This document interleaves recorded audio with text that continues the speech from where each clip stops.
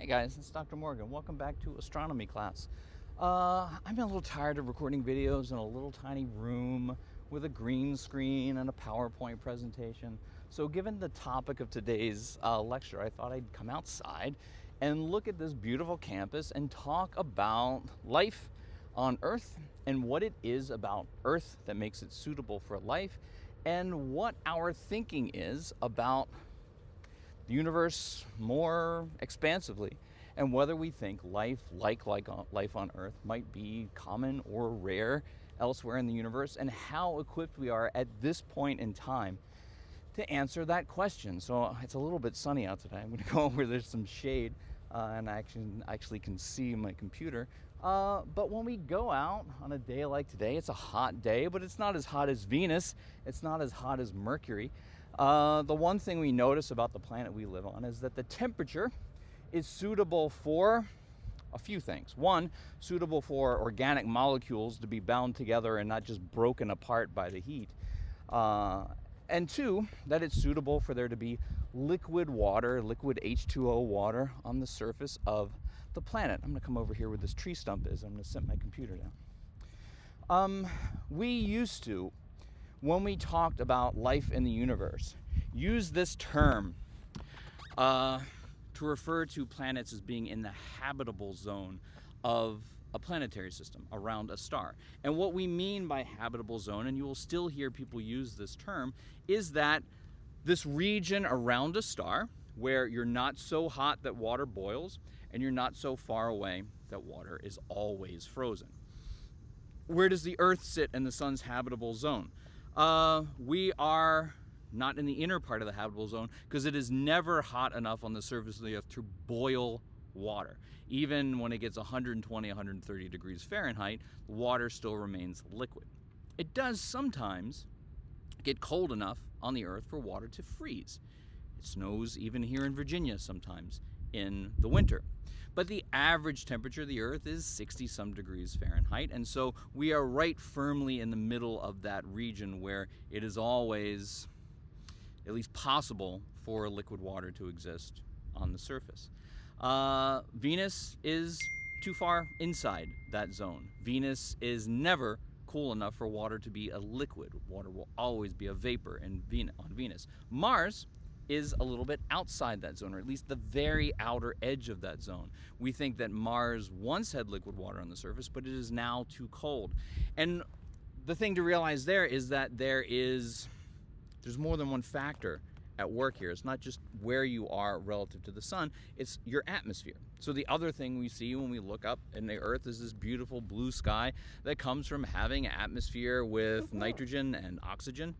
And if it weren't for the Earth's atmosphere, we could not have liquid water on our surface. The air pressure helps to keep the water from evaporating. If there were no air pressure, the boiling point of water would not be 212 degrees Fahrenheit, 100 degrees Celsius. It would be something else, and the water vapor would be able to just kind of boil away to space. So in order to have life like life on the Earth, and what do we mean by like life on the Earth? The kinds of life forms that are made of organic molecules, amino acids and long chains of amino acids, which are called proteins, can exist at temperatures of 300, 400 degrees Fahrenheit. Water can exist at temperatures more than 100 degrees Celsius or 212 degrees Fahrenheit. So when we talk about life on Earth, what we usually mean is life, organic, carbon-based life, on the surface of the Earth.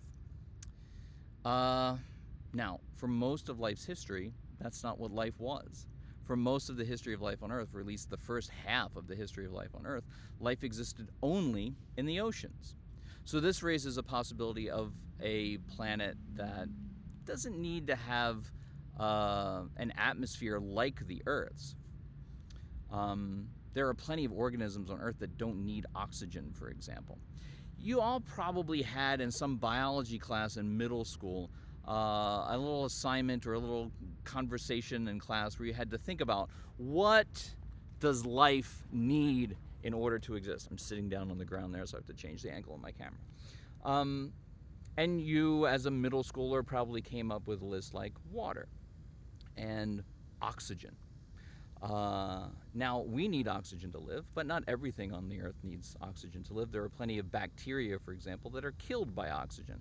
That's why some diseases can only be spread by direct contact with another person's bodily fluid. If those bacteria or viruses are exposed to the air for too long, they just fall apart and die, because oxygen is a very reactive chemical. So it's possible to imagine a planet with no oxygen in the atmosphere, because this was a planet with no oxygen in the atmosphere for the first 2 billion years of the history of life on Earth. The oxygen in our atmosphere is a result of photosynthesizing microorganisms and photosynthesizing plants. And that brings us to another requirement for life on any planet, and that is some kind of source of energy, some sort of source of energy to drive chemical reactions. And those chemical reactions are the metabolism that we call life, the complicated chemical process. On Earth, when we think about that source of energy, we typically think of sunlight. I'm sitting in a place with a bunch of grass, surrounded by trees, all of which get their energy from the sun. And plants and similar organisms, autotrophs, organisms that make their own energy from sunlight, are at the bottom of the food chain for most of life that lives on the surface of the Earth. Plants get their light from the sun. Bugs and plant-eating animals get their energy from eating those plants. Other animals get their energy from eating those animals that eat the plants. We can get our energy from either eating plants or eating animals that eat plants, like cows and chickens, or eating animals that eat other animals, although that's a lot rare. Do we eat any carnivores? Are there any carnivores that humans eat regularly? I guess current fish, right? There are lots of fish that eat other fish, and we eat those fish, so we take advantage of some carnivores as well. Not too many land carnivores. Nobody's really regularly eating lions and things like that, but it's possible we could eat lions. But at the bottom of that food chain, or food web is the more modern term that biologists sometimes use to refer to it, are autotrophs, some kind of creatures that get their life, their energy to drive their metabolism from sunlight. That is not the only source of possible energy for life. For example, there are whole ecosystems that live in caves under the sea that never get any sunlight at all. At the bottom of that food cycle or food web are creatures that get their energy from purely chemical processes, chemosynthesis. There are whole food webs at the bottom of the ocean where there's no sunlight at all, where the source of energy for that ecosystem is just the heat of volcanic vents at the bottom of the ocean. There's some life forms crawling me right now. There's a big ant on my hand right now.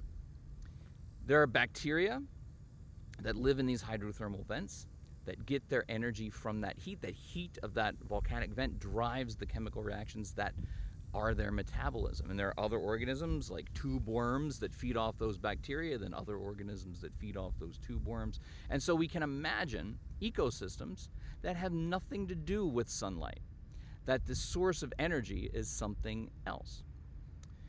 What else do we think is required for life?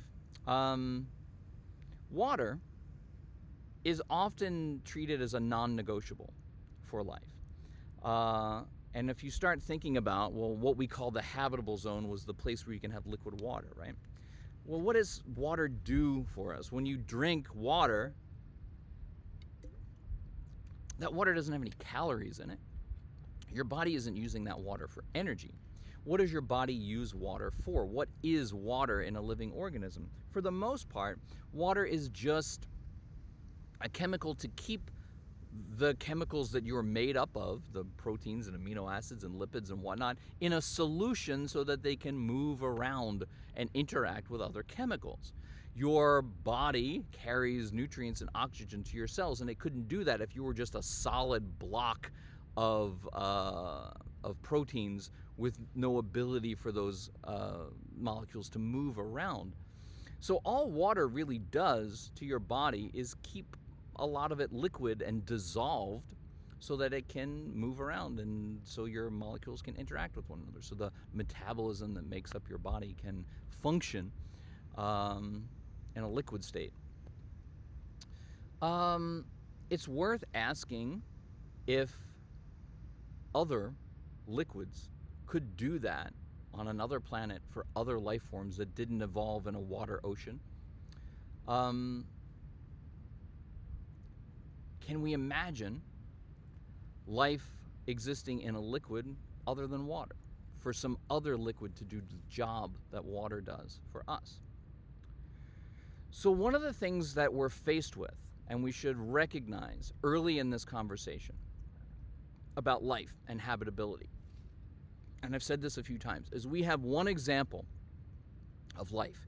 Every organism on the earth, this tree and me and the grass that I'm sitting on, are all descended from the same original life forms. We all have the same genetic code, the same DNA as the carrier of our genetic code. We all use the same, me and this tree use the same amino acids to make our proteins, as different as we are as biological organisms. We are the same in terms of what kind of life we are. We are carbon-based life that uses DNA and RNA that builds our bodies out of amino acids and proteins. Are there other ways for living organisms to be? Could they be made of something other than carbon compounds? Could they use some fluid other than water as their liquid that keeps their parts movable? We don't know, because we've never seen any other kind of life but Earth life. This is why the discovery of life on Mars, on Europa, on Titan, on Enceladus would be such a huge discovery. Yes, it would be a huge discovery for astronomers because we now know that there are other places in the universe that are habitable. But it would also be a huge discovery for biologists because we would have doubled our knowledge of what kinds of life can exist.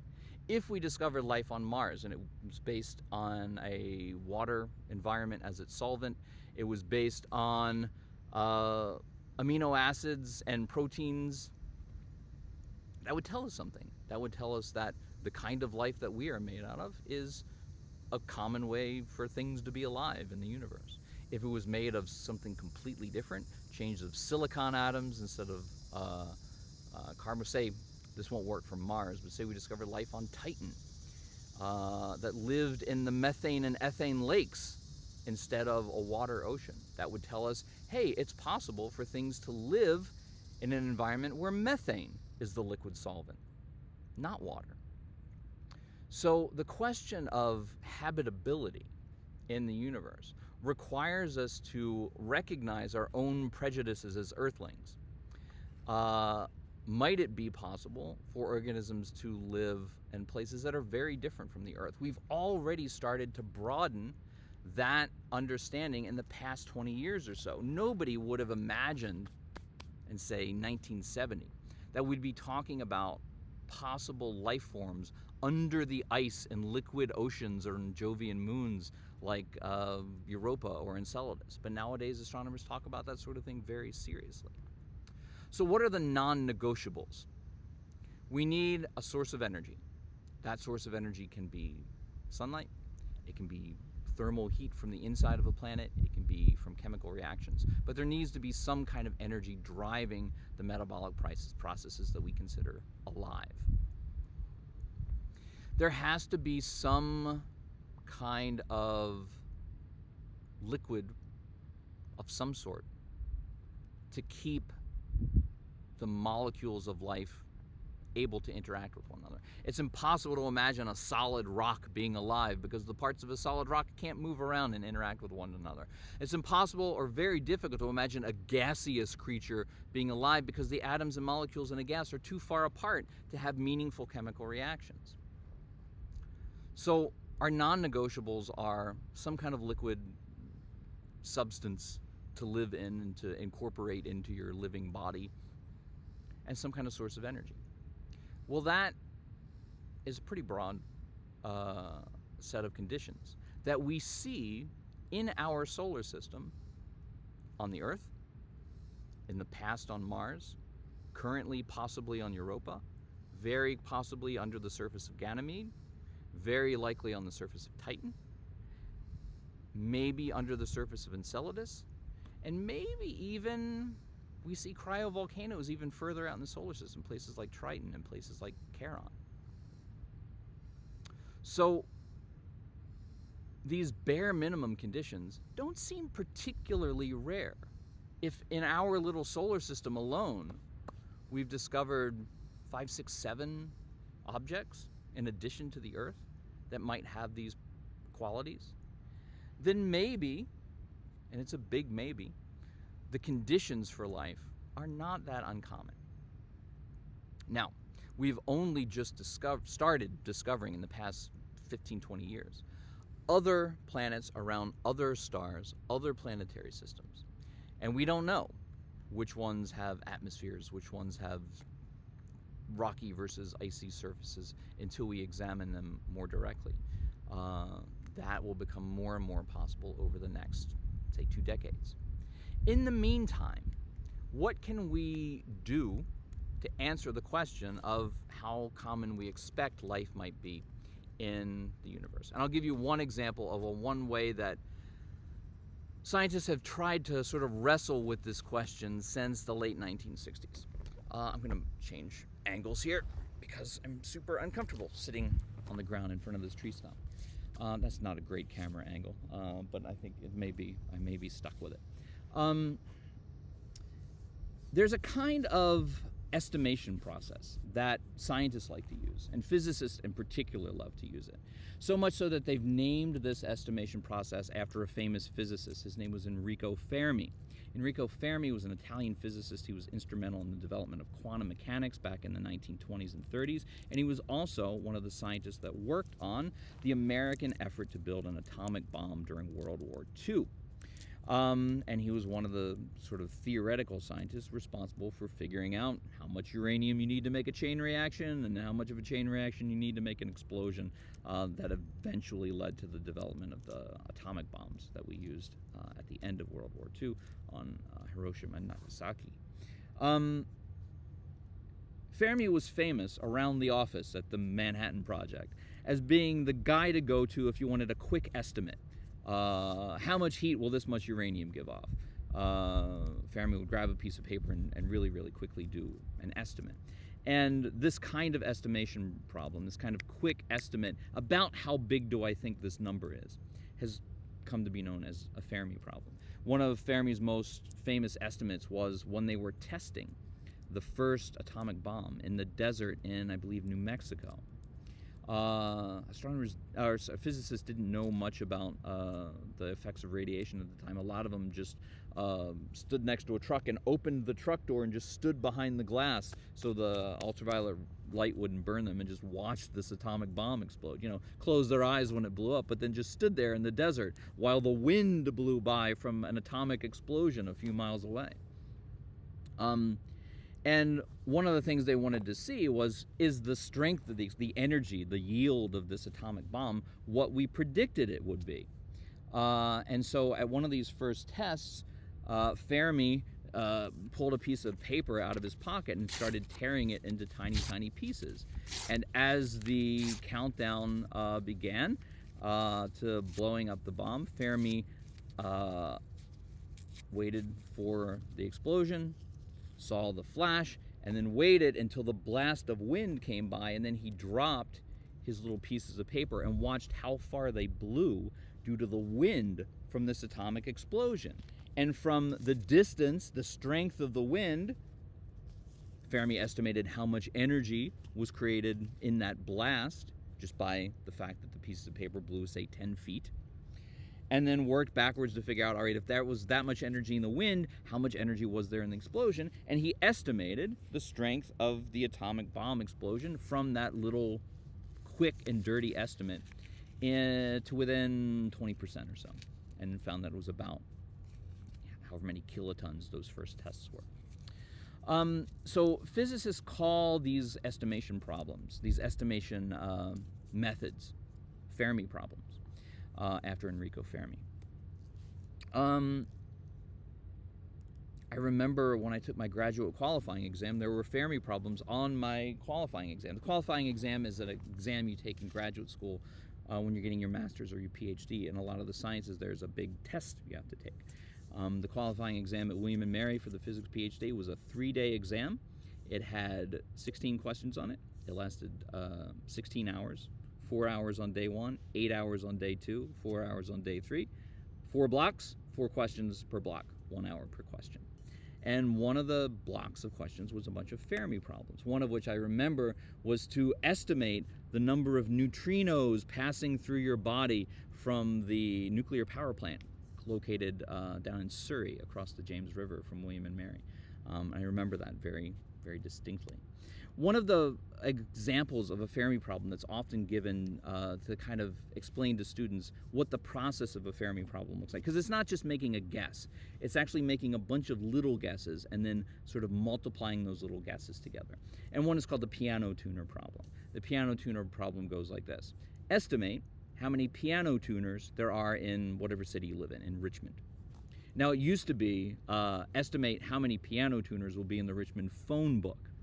He uses phone books anymore.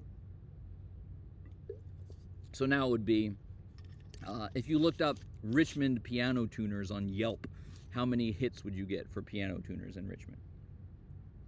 And you could just guess, I don't know, maybe 10? But that's not an educated guess. That's just a wild guess. That's just a guess based on nothing. The way you make an educated guess is to break down that question into little tiny questions, and to estimate each of those little tiny estimates one at a time. For example, for the number of piano tuners, I would start with, all right, well, how many people live in Richmond? I don't know, I'd have to Google that. 200,000 people? What fraction of people own a piano? Maybe 1%? 2%? So out of that 200,000 people, that's 4,000 pianos. How many pianos can a piano tuner? Well, I guess the next step is, okay, so there's 4,000 pianos in Richmond. How often do you get your piano tuned? Once a year, once every 2 years. Some people who just have a junky old piano who never tune it are going to be less than that. Some people who are professional classical pianists are going to be more often than that. Maybe they get their piano tuned every 3 months. It's okay if these estimates are just ballparks, because the reason for breaking down the guess into a bunch of little guesses is some of your ballpark guesses are going to be a little low, and some of your ballpark guesses are going to be a little high. And the more little guesses you break your big guess up into, the more likely those guesses are to, the highs and lows will cancel each other out. So say every other year you got to tune your piano. That makes 2,000 pianos a year that have to be tuned in the city of Richmond and the surrounding area. Well, how many piano tuners does it take to service those 2,000 pianos a year? If a piano tuner can probably only tune 1 piano a day, that takes a long time. Most people only work Monday through Friday. Let's say a piano tuner works 200 days a year. Maybe take some vacation days. Then that means that each piano tuner could tune 200 pianos every year. So if there are 2,000 pianos that need tuning, and there are 200 pianos each year that can be done by each person, that would mean it would take 10 piano tuners to service the whole Richmond city. Now, I just made that number of 200,000 people up out of, I could have Googled that. I don't know how many people live in Richmond. But the estimate, about 10, is my estimate from that Fermi problem. Now, this is the key to a Fermi problem. It's not intended to give you an exact answer. It is intended to give you what scientists call an order of magnitude estimate. In other words, is it 1, 2, 3, or is it 20, 30, 40, or is it 500, 600, 700? In other words, is it a few tens, a few hundreds, a few thousands? Which order of magnitude, which power of 10 does it fall into? And my estimate is it's about 10. If the answer was 6, I'd still be right. If the answer was 18, I would still be right. In other words, about 10 encompasses from 5 or 6 up to 21, 22, 23. So we're not trying to get an exact answer with a Fermi problem. We're trying to get a ballpark estimate. And again, we do it by breaking down the estimate into little tiny chunks. There is a famous Fermi problem about extraterrestrial life devised by an astronomer in the 1960s called Frank Drake. And Frank Drake said, changing my angle again, Frank Drake said, well, let's break down, what are we interested in? We're interested in how many planets like Earth are there in the galaxy. And by planets like Earth, what Frank Drake meant was planets with advanced intelligent life forms that we could possibly interact with, either by going there to visit them, or they come here to visit us, or by sending a message through interstellar space, communicating with extraterrestrial aliens. I could just guess that number, but that guess would be meaningless if it wasn't based on anything. So Frank Drake suggested breaking that guess up into a bunch of little questions that we might be able to answer one at a time. And that formula for making that estimate is called the Drake equation. There's a motor running over there that I hope you can't hear. I hope the sound on this video isn't terrible. So Frank Drake said, let's answer these little questions one at a time. And I will give you a separate video about the Drake equation from astronomer Carl Sagan, who I've probably talked about in another video. My childhood science astronomy hero, Carl Sagan, talks about the Drake equation in his series Cosmos. And I'll send you that video. I think it's on YouTube. Drake says, first question is, how many stars are there in the Milky Way? Those are our number of possible places for there to be life. The answer is 200, 300, 400 billion. That's a lot. The next thing to say is, what fraction of those stars have planets? Is it all of them? Is it just a few of them? The next thing is to say, given that number of planetary systems, what fraction of planetary systems have habitable locations, and how many do they have? The Earth, our solar system, definitely has one habitable location, but it has maybe 5, 6, 7 potentially habitable locations. The next question is, given a potentially habitable location, what fraction of those actually have life develop on them? Given that, what fraction of planets or moons that actually have life develop on them develop advanced intelligent life? Of those, what fraction of planets with advanced intelligent life develop technology of the type that we could communicate via radio waves with an extraterrestrial civilization? If you multiply all those estimates together, you will get the number of advanced civilizations that have existed in the Milky Way. But there's one more factor at the end of the Drake equation. It is, given an advanced civilization like ours, if we want to call ourselves advanced, how long does it last relative to the length of its star, relative to the life of its star? Because stars and planets live for billions, tens of billions of years. But if technological civilizations only exist for a few thousand years, there could be technological civilizations all over the galaxies who their existence didn't overlap in time. If we're interested in how many civilizations are in our galaxy right now, we have to know, do they last for a few hundred years, a few thousand years, a few million years? How long has our civilization on Earth lasted? I mean, our technological civilization, if you count how long it's been since we started using radio waves, a little more than 100 years. If you count how long since we've started sending spaceships off our planet, 50 years? Barely? Yeah. We landed on the moon in 1969. That was 53 years ago. 53 divided by 5 billion is a very small number. We have lived on this Earth for a very small fraction of the Earth's lifetime. So in order for there to be anybody in the galaxy now, we need that lifetime to be not just a 10,000 years. We need it to be hundreds of thousands of years, millions of years. Can we imagine human civilization lasting on the Earth for tens of thousands of years? You might think you can, but is there any precedent for that? What happens to most civilizations that you read about in history books? They last for a few thousand years and then they go away again. The ancient Egyptian, the Maya, the Romans. Humanity has been around for a long time, but our civilizations tend to be kind of temporary. Look at the civilization you live in right now. Back when Carl Sagan made his Cosmos series back in the 80s, the thing he would talk about the most is nuclear war. It was the height of the Cold War with the Soviet Union.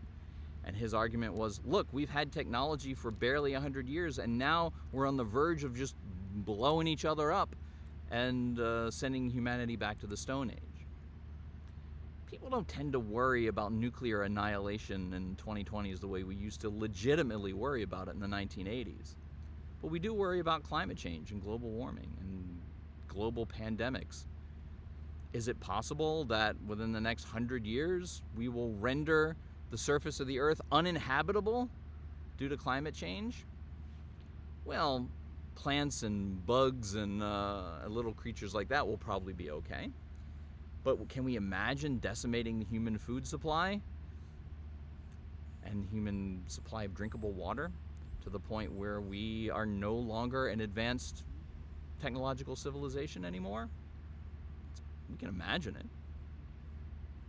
So the last factor in the Drake equation is about societies.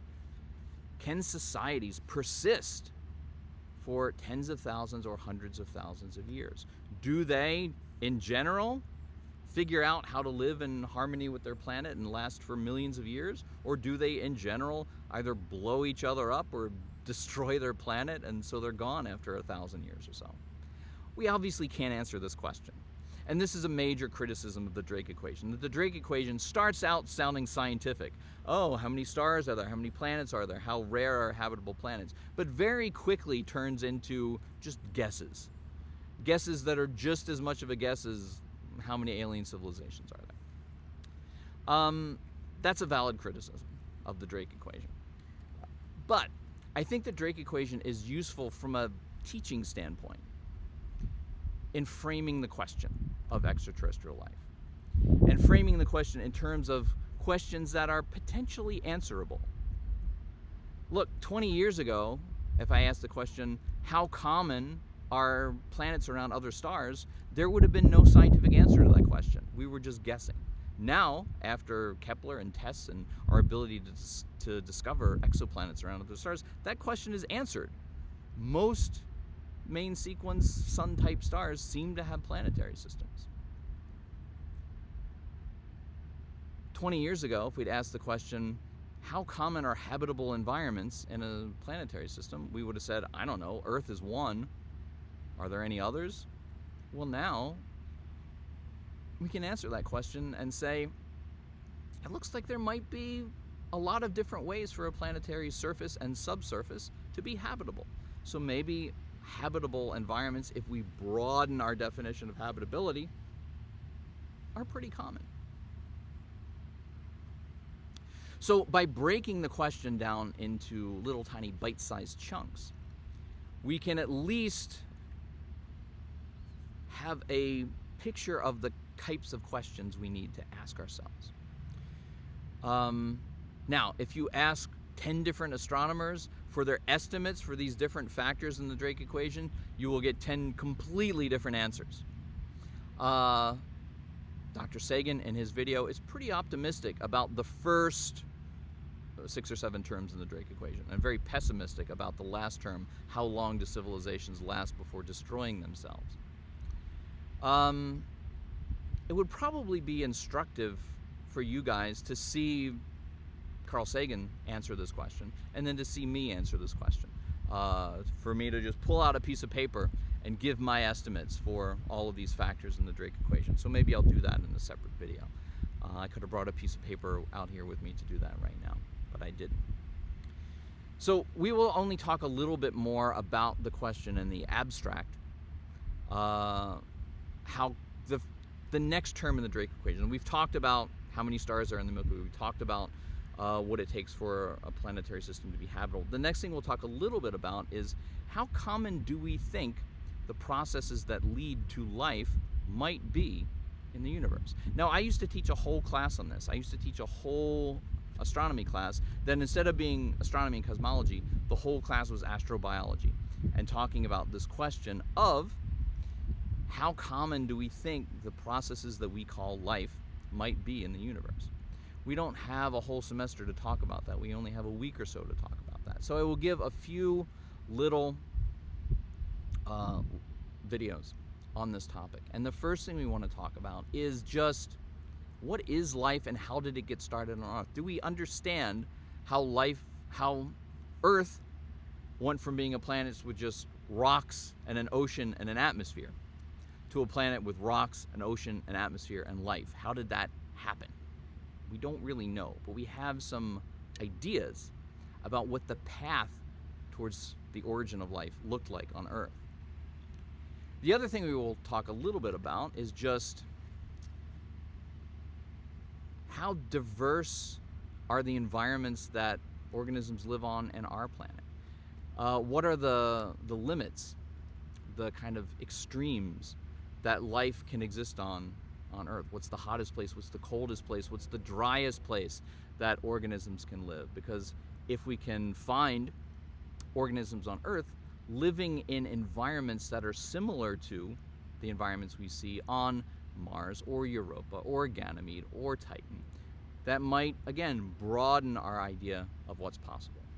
The last thing we'll talk about, and we'll only spend a little bit of time on this, is what if we just look for other advanced civilizations? What if we actually point our telescopes to the sky and look for evidence that there are other life forms in our galaxy as advanced as us? After all, we are leaking radio waves out into the universe all the time. We are sending space probes out of our solar system, slowly, but out of our solar system. What are the chances that we stumble on a space probe from an alien civilization? What are the chances that we stumble on an alien transmission from an alien civilization using radio waves to communicate? That process is called SETI, S-E-T-I, the Search for Extraterrestrial Intelligence, and is something we've done a little bit of, but not a lot of. So we'll talk about SETI, we'll talk about scientists who think it's a worthwhile thing to do and scientists who do not think it's a worthwhile thing to do, and we'll talk about optimism versus pessimism regarding the prevalence of life in our galaxy. So that'll cover the next 3 lectures or so. What we won't talk much about is flying saucers and UFOs. Most scientists do not believe that every unidentified light we see in the sky is a flying saucer from an alien civilization. Most scientists do not think that interstellar space flight is so easy that no matter how advanced your technology is, you can imagine doing it in a little flying saucer. Most scientists don't find the evidence for alien visitation to the Earth to be convincing. A few blurry photographs and a few eyewitness accounts do not constitute scientific evidence. Does that mean it's impossible? No. But look, we live in a world now where everybody carries a 4K video camera in their pocket. If there were UFOs flying around that were flying saucers from alien civilizations, we would probably have more than a blurry, shaky cam shot of it by now. So UFOs and flying saucers are off the table. I personally do not believe that any accounts of unidentified what's the official Air Force term now is not UFOs anymore, it's unidentified aerial phenomena, UAPs. I do not see any convincing evidence that any of them is an alien spacecraft. I think they're much more likely computer glitches, people misinterpreting things that they see in the sky, and experimental aircraft of an entirely mundane variety. Could I be wrong? Sure. But we'll leave the Ancient Aliens show on the History Channel to fill you guys on that. My personal opinion is not to pay any attention to any of that. But it is a scientific question to ask about the universe, and there are scientific methods we can apply to the question. So that's what we'll talk about in the next 2 videos.